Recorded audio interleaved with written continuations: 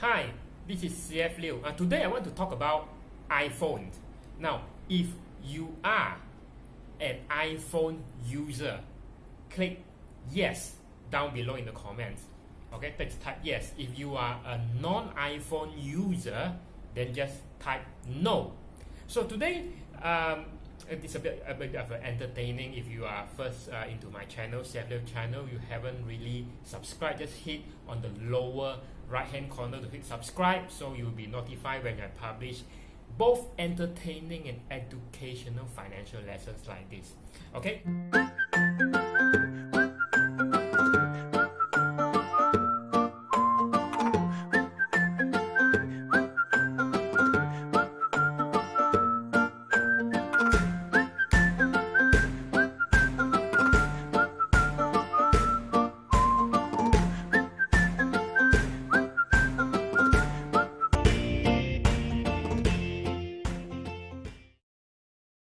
Now, that being said, let's get in today's lesson, or it's more like a news. So in China, there is this one research that is conducted by a mobile portal or something.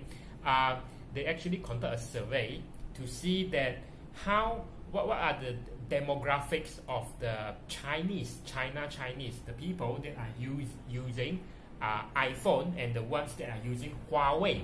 Right? So Huawei is an Android phone. Now, the thing is very interesting is that now we normally have this perception of saying that iPhone users, they are normally rich people. Now, why? Because iPhone prices has been going up year after year, and now it costs like in premium, if you're in Malaysia, it costs like about like iPhone X or something. At the time of this recording, it costs like I just lost track of the price, 4,000 or 5,000 maybe. Now in China they did a survey, and here's what they found. It's very interesting. They say that the iPhone users, on the contrary of what most people thought, is that iPhone users are normally have lower earning power, and they are also the people who use iPhone, the Chinese in China.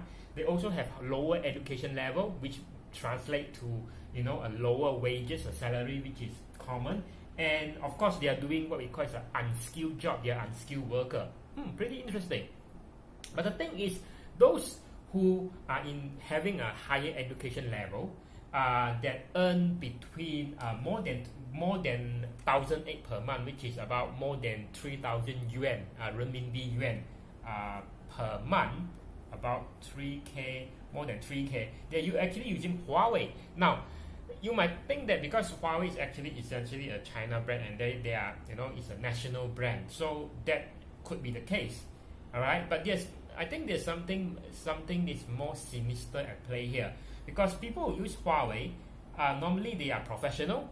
I know doctor, lawyers, accountant, engineers, they are at least like semi-skilled, and they also consist of business people. So in conclusion, they found that people who use iPhone, despite the fact that normally are already so entrenched, they are so used to the Apple iTunes or the ecosystem, they just don't want to switch to an Android. So yes, iPhone users have higher brand loyalty, because for Android you can go to Huawei, Xiaomi and all that. But very interesting part is, in conclusion, people who are, it's not the rich people who are using iPhone. At least it's true in China. Now this is very interesting to me, because as a financial advisor or planner, I've observed this, and it's not until this news come out I say that this is pretty interesting. Because why people want to actually choose to use an iPhone in the first place? There could be a lot of good reasons, but more so, people choose to use a premium device, because nowadays sometimes our device, the bags we carry, the car we drive, and to a certain extent the phone that we're using, it represents us. And when it comes to us, every human being want what we call as, you want to take a guess, what is it? S blank A blank US. What's that? And this is what I want to share with you. This one is called status. Whether consciously or unconsciously, we are someone that we want people to respect us, admire us, and to a certain extent love us. So human, they say that money is just a mean. The reason why people actually buy a possession, because money is just money, right? It's a figures in bank account and it's a few notes or papers and all that. But the ability to actually purchase or possess or own something that that is highly priced, it means it kind of like on a subconscious level elevate our status to a level to say that, hey, my status is not as low as you thought, because I'm now holding an expensive phone. So regardless, I buy that on a credit, I go into a bad debt for buying that, consumer debt. Still, just by brandishing your new tool or new device or new gadget, it actually elevates your status. So money is just a means. Okay, people really don't care about money, but they care about having something that elevate, their status. And which is why in the financial industry, it's all about status. Now, if you go to I know the insurance agency actually normally train their their agents and whatnot to say, if you reach a certain income level, you need to get a nice car. And that is because status. They say that if you don't have status, people aren't really buying from you. So the thing is, I've seen insurance agents that is actually drive like the latest luxury car and whatnot, but they live in a crappy neighborhood and a crappy flat and all that. So that does happen. I'm not saying that it's across the board, but that does happen. And this about status, because it seems to like, and this is what the world gets this wrong. All right. Maybe in certain extent you can use status to actually persuade or convince someone to buy or do business with you, but up to a certain level, on a very deep level, people just want their problem to be resolved, and that is how the value and the money is exchanged. But I digress. But because since we are talking about status, which is why it ties back to why some insurance agency actually teach the agents to actually buy nice cars. So when we see clients, because the client is not going to see your house, right? They're going to see your car, which car you drive, and that represents status. And talking about this status is very, very funny, because those people who really are at a higher status, they are probably too busy, too occupied doing their business or their job.